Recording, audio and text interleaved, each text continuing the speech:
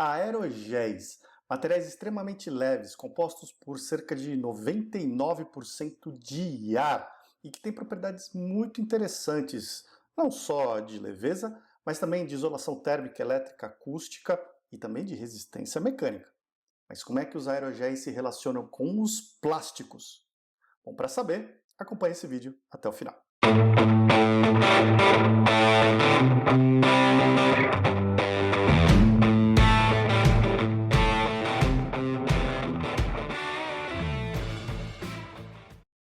Olá, Ricardo Cusiol com mais um conteúdo que te ajuda a ter sucesso nos seus projetos com polímeros, e no vídeo de hoje nós vamos falar a respeito de aerogel ou aerogéis, porque existem vários tipos de aerogel.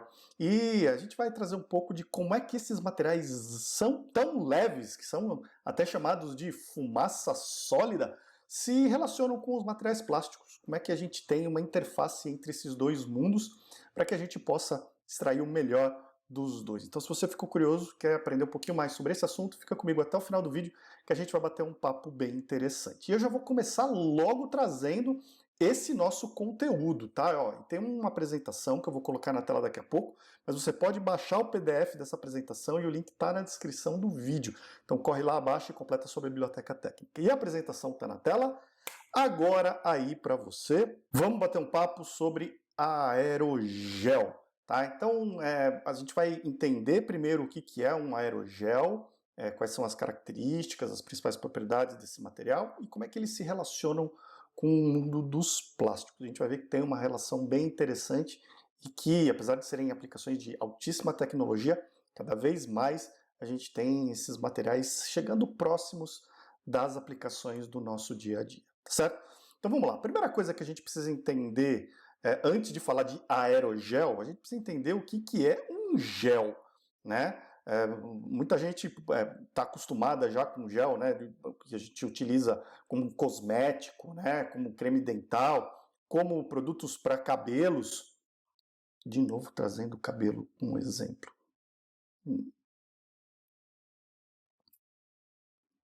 Bom, então a gente precisa definir o que é um gel, um modo mais amplo, para que a gente depois possa entender o que é de fato um aerogel, tá? Então vamos lá. O estudo dos géis ele é relativamente complexo dentro aí da física e da química, tá? Então eu vou simplificar muito essa explicação só para que você possa entender rapidamente o que é um gel. Então, de forma muito simples, um gel é um líquido que é disperso em uma fase sólida, tá? Então, um líquido ou um fluido, e guarde essa palavra fluido aqui, porque isso deve ser importante quando a gente falar de aerogel, tá? Ele vai ser disperso numa fase sólida. Imagina o seguinte, a gente tem um recipiente com um líquido ali dentro, água, por exemplo, e a gente vai colocar um sólido lá dentro e a gente vai dispersar esse sólido nesse líquido, nesse meio líquido. Né? Então a gente vai ter ali as partículas desse sólido flutuando ali, sendo dispersas, enquanto a gente mantém a agitação, e aí eventualmente com o tempo essas partículas começam a decantar pela gravidade. Tá? Agora imagina que a gente tenha o contrário, a gente vai ter o líquido disperso numa fase sólida, tá? Quando a gente tem esse fenômeno de partículas sólidas de dimensão muito pequenininha, né, que a gente chama de coloidais, né, solução coloidal, então partículas sólidas de tamanho muito pequenininha, e devido às condições de mistura, a gente tem como se fosse uma inversão de fase, ou seja, o líquido sendo disperso na fase sólida, a gente tem um gel, tá? Não se engane, na prática mesmo, se a gente tomar como base em peso, o gel é, na maior parte, ainda líquido. Então, a maior quantidade de substância que tem ali é um líquido ou um fluido, tá? Mas devido às condições, e que a gente não vai entrar nesse detalhe aqui, as condições de preparação dessa mistura entre sólido e líquido, o que acontece é que esse líquido, esse fluido, está disperso na fase sólida, tá? Essa fase sólida é o que vai dar as características físicas, principalmente para esse gel. Então, ele vai trazer aí a viscosidade desse material, a consistência. Um gel, ele pode ser, a gente está acostumado com os géis que eu trouxe o exemplo para vocês, de consistência mais pastosa, né? Algo que a gente pode passar no corpo ou que a gente pode utilizar como produto de higiene, né? Agora, os géis eles podem ser bastante mais sólidos e ainda serem géis, tá? Então, tudo vai depender dessa fase sólida, de como é que ela se interage. Tá? Por quê? Porque essa fase sólida, as partículas da fase sólida, como eu falei, elas são partículas normalmente muito, muito, muito pequenininhas. Elas podem ter simplesmente uma interação entre essas partículas. Tá? Então, é como se fosse uma atração entre essas partículas e elas acabam ali retendo o líquido e mantendo essa dispersão, vamos dizer assim, estável na forma de um gel. Tá? Então, essa é uma primeira forma de ter essa estrutura formada. Uma outra forma é por entrelaçamento molecular. E aqui começa um pequeno toque de contato entre o mundo dos géis e o mundo dos plásticos. Tá? Então imagina um sólido com moléculas relativamente grandes e essas moléculas acabam se entrelaçando e aprisionando a fase líquida ali por esse aprisionamento, por esse entrelaçamento molecular.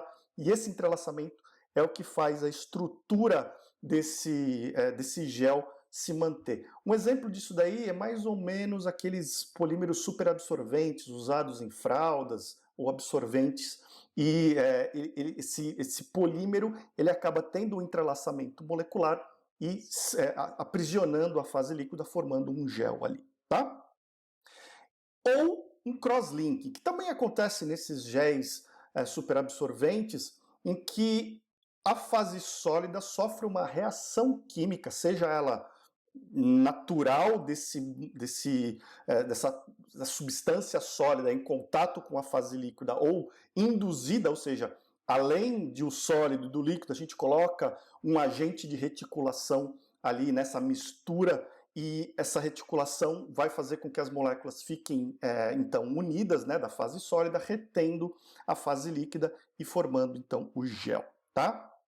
Bom, os géis são relativamente estáveis, ou seja, o que isso significa? Significa que, uma vez que a gente tem a formação do gel, eles tendem a se manter ali nessa forma por um tempo bastante considerável, né? Então você pega os géis utilizados na área de cosmética, na área de higiene, e eles são bastante duráveis. Mas depois de algum tempo, alguns tipos podem sim colapsar, e colapsar significa o quê? A fase sólida decantar ou perder essa interação entre as partículas e por ação da gravidade ou por qualquer outra ação, e esse gel se desfaz. Tá? Um exemplo também típico de que um gel pode colapsar e não por ação da gravidade são os géis cosméticos, né? Ou de cuidados com a pele, que uma vez que a gente aplica e faz uma fricção, a gente está meio que destruindo essa interação da fase sólida e desfazendo o gel. E aí o líquido vai ser depositado na superfície da pele e vai ser absorvido posteriormente. Tá? E a fase sólida, normalmente uma fase inerte, ela acaba, como ela é a menor constituinte, a gente acaba tendo essa fase ficando dispersa. Tá certo? Então esses são alguns exemplos. Quais são as características dos géis? Tá? As principais características são alta viscosidade, então, normalmente, os géis podem até ser vistos como líquidos de altíssima viscosidade, né? Normalmente você pega um pote de um gel e pode virar ele de cabeça para baixo e ele acaba não escoando de forma muito lenta, tá?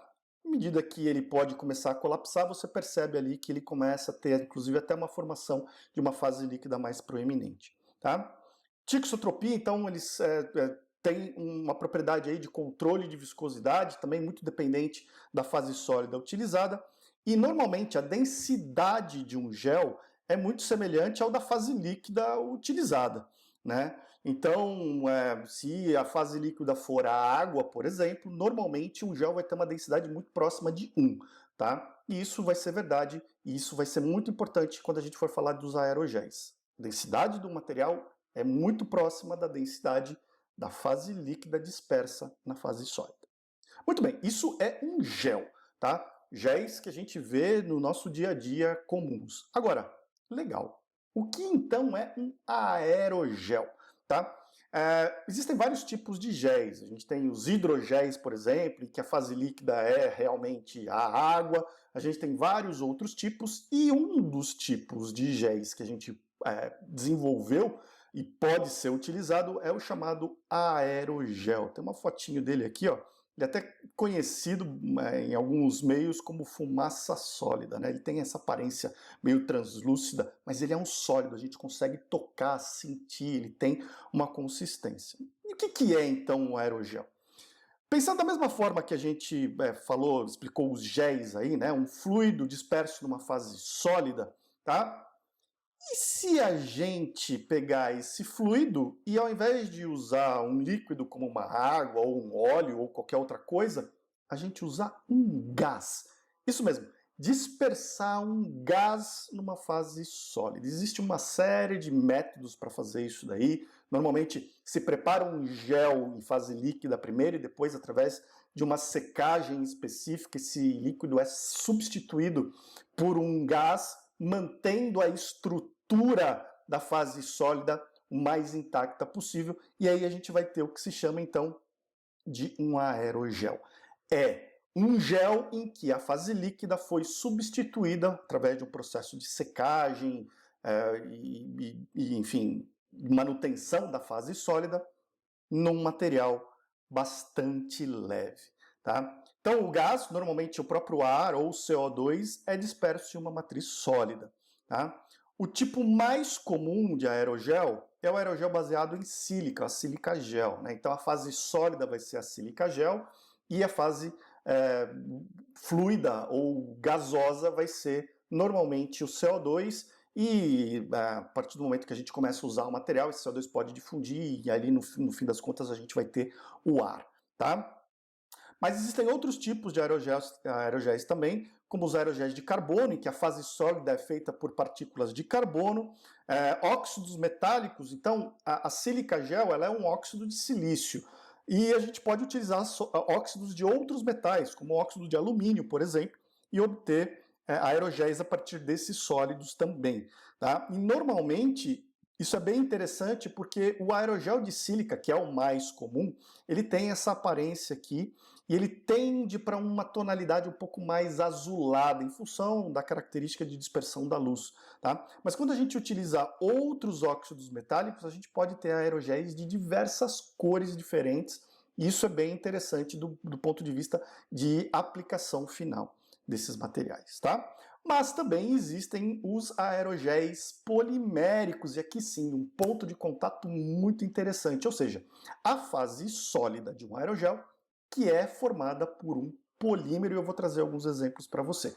Além de alguns outros fatores que foram desenvolvidos bem recentemente. Tá? Então os aerogéis eles podem ser formados por vários tipos de fase sólida, incluindo alguns tipos de polímeros, onde a gente vai ter as moléculas do material formando aquele entrelaçamento, ou até fazendo reações de cross-link, né, de ligações cruzadas, gerando ligações cruzadas, fazendo com que a gente tenha essa estrutura que dispersa um ar, como se fosse uma super ultra microporosidade nesse material. Tá?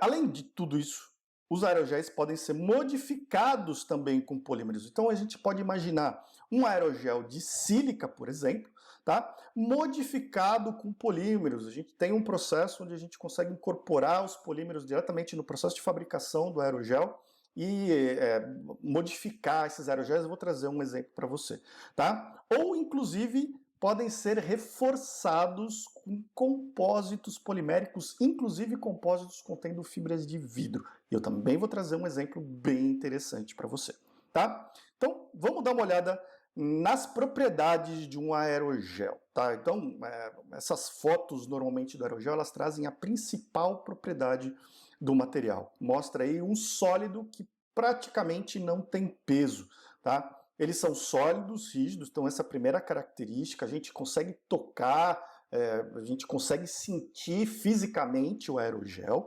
tá? Mas eles são bastante quebradiços. Um aerogel de sílica, normalmente, se você apertar ele de leve, você consegue ter uma certa consistência.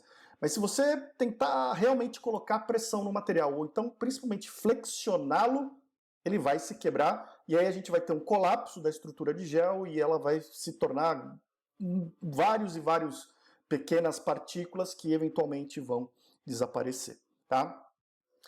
Tudo isso alinhado à densidade extremamente baixa. Lembra lá atrás quando a gente falou do gel? A densidade de um gel normalmente é a densidade, ou muito próxima da densidade do fluido, da fase fluida desse gel. No caso de um aerogel, a fase fluida é um gás, normalmente o ar ou o CO2. Então a densidade de um aerogel é muito próxima da densidade do ar, tá? Então é um material sólido, mas extremamente leve, tá? Muito leve mesmo. Talvez uma das substâncias sólidas mais leves que a gente tem desenvolvida. É um material translúcido, vai depender muito do tipo de aerogel, do tipo principalmente da matriz sólida que a gente está utilizando, do tipo de óxido, do tipo de polímero que a gente está utilizando, tá? Mas, em geral, os tipos mais comuns, em base sílica gel, eles são translúcidos, como a gente pode ver na imagem aqui. Tem esse tom meio azulado, mas ele tem aí uma translucidez bem interessante, tá? Dependendo da modificação que a gente incorpora no material, a gente pode perder um pouco dessa translucidez, ou então da base sólida que a gente utiliza, mas essa é uma característica que é possível em aerogéis.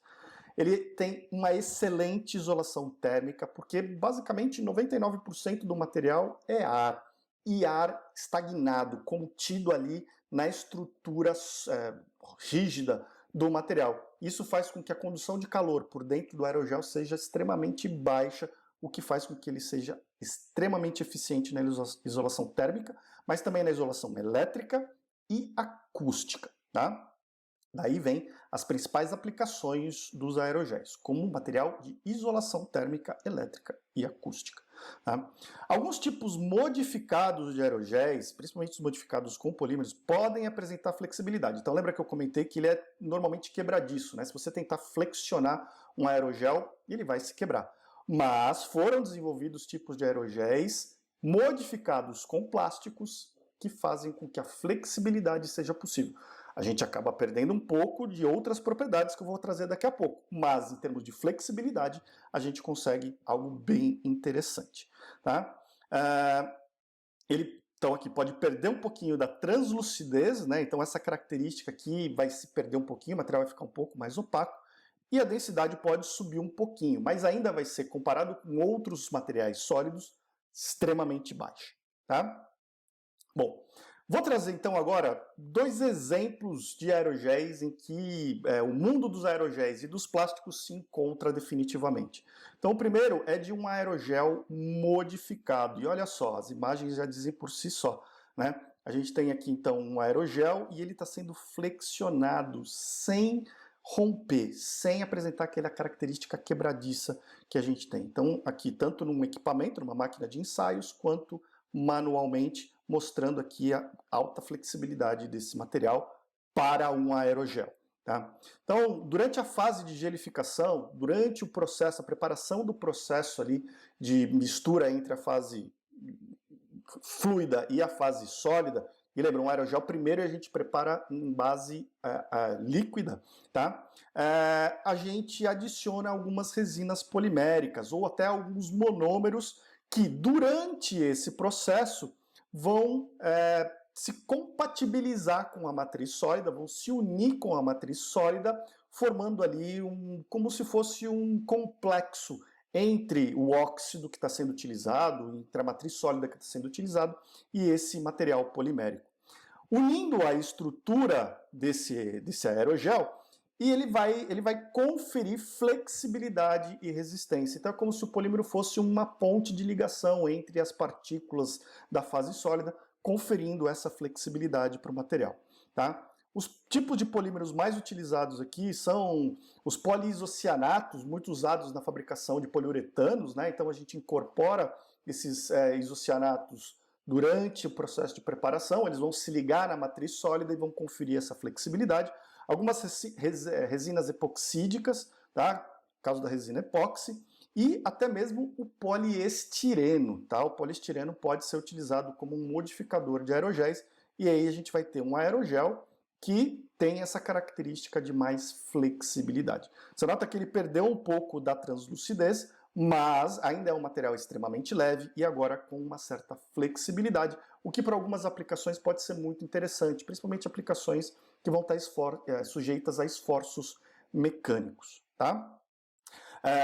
Um outro exemplo, e esse daqui, ó, um exemplo da NASA. Gente, olha, exemplo da NASA aqui. Se você ainda não deixou a sua curtida, o seu comentário, compartilhou o link desse vídeo, agora é a hora, né? Trazendo informação da NASA aqui para você. Então, ó, já deixa a sua curtida, o seu comentário, compartilha o link com todo mundo, me segue em todas as redes sociais e conhece os meus cursos online. Os links estão na descrição do vídeo. Fechado? Bom, olha só o que a NASA desenvolveu, né? Pensando em aplicações estruturais que vão ser utilizadas em aeronaves, espaçonaves, né?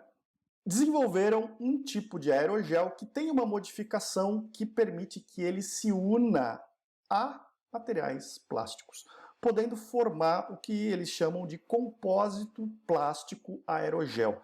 Então aqui a gente tem alguns exemplos dessas estruturas. Então a chapinha plástica aqui de um composto, um compósito polimérico e as estruturas de aerogel como sanduíche aqui para conferir a baixa densidade. Tá? Então ó, a NASA desenvolveu vários métodos para reforçar os aerogéis com plásticos. Tá? Eles modificam a superfície do aerogel de forma que ela possa ter então uma reatividade e adesão com materiais plásticos, seja na forma de filmes ou na forma de placas. E esses materiais podem inclusive conter fibra de vidro para ter resistência realmente bastante elevada. Os materiais plásticos vão conferir a resistência mecânica para suportar todos os esforços envolvidos na aplicação e o aerogel vai proporcionar o baixo peso, resistência à compressão e principalmente as características de isolação térmica, elétrica e acústica que eles são tão bons. Tá? Além disso, também pode ser desenvolvido os tipos de aerogel em que a fase sólida é totalmente composta por polímeros. Tá? Então a gente já tinha falado disso daí, então eles desenvolveram aí um aerogel em que a fase sólida é basicamente as moléculas de um polímero. Tá? E esses tipos, inclusive, podem ser utilizados na forma de filmes. Olha só que interessante, um aerogel na forma de filme relativamente flexível para aplicação na área de, principalmente, aeroespacial. Tá? Bom, tudo bem, legal, entendemos aí esse mundo. Agora vamos pensar em algumas aplicações, onde é que a gente encontra os aerogéis. Tá? Então, em várias aplicações para isolação térmica, elétrica e acústica, principalmente na indústria aeroespacial, tá? E aplicações onde vão estar em contato com ambientes extremos. Tá? Então, existem muitas aplicações para aerogéis que vão ser usadas no fundo do mar, pelas condições, temperatura e pressão presentes ali. Então, os aerogéis são utilizados como isolante térmico nessas condições extremas. Tá? Então, a indústria aeroespacial é onde, de longe, o aerogel encontra a maior quantidade de aplicações. Como ele é muito poroso, tá? Ele tem biocompatibilidade, normalmente a fase sólida de um aerogel é bastante inerte, ele pode ser usado como plataforma de entrega de medicamentos. Então, ele pode ser, inclusive, implantado no corpo humano, tá? E a porosidade dele, à medida que o gás que está ali dentro vai se difundindo, a gente pode incorporar nesse gás algum tipo de medicamento e esse medicamento vai ser administrado numa taxa que pode ser inclusive controlada. Tá? É uma outra aplicação bastante desenvolvida e conhecida já para os aerogéis. Ele pode ser usado e já vem sendo usado como estrutura interna em alguns equipamentos esportivos, como raquetes, por exemplo, para redução de peso. Tá? Então, é um tipo de sanduíche onde a gente tem uma casca externa de um material compósito, normalmente não tão tecnológico como esse da NASA que a gente viu, mas ele atua ali como um recheio para redução da densidade. E muitas outras aplicações, tanto civis e militares, mas principalmente onde a gente precisa de baixo peso, resistência mecânica à compressão e isolação térmica, elétrica ou acústica. Tá certo? Olha, eu fico muito curioso para saber como esse conteúdo te ajudou no seu dia a dia. Que insights ele trouxe, que problemas ele ajudou a resolver. Então deixa o seu comentário aqui embaixo, me conta como esse vídeo te ajudou para você ter aí um melhor rendimento no seu trabalho. Me conta também a respeito de outros assuntos que sejam do seu interesse. para eu preparar vídeos como esse que te ajudem no seu dia a dia. Compartilhe esse vídeo com todo mundo que possa se interessar pelo tema. A gente se vê no próximo vídeo. Um grande abraço e até lá.